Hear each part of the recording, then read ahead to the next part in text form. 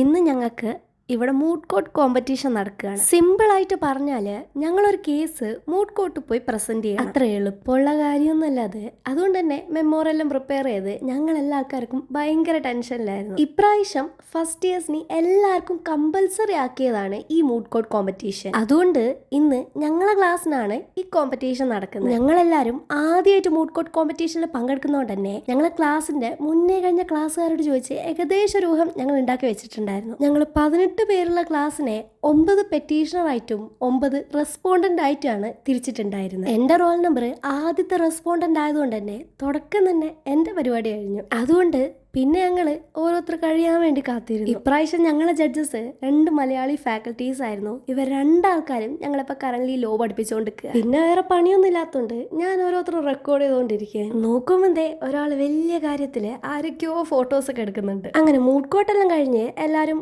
വീട്ടിലോട്ടൊക്കെ പോകാൻ നോക്കുകയാണ്. അങ്ങനെ ക്യാൻറ്റീനിൽ പോയി ഞാനൊരു മാഗി ഒക്കെ കഴിച്ചു. അപ്പം ഇന്നത്രേ ഉള്ളൂ. ബൈ.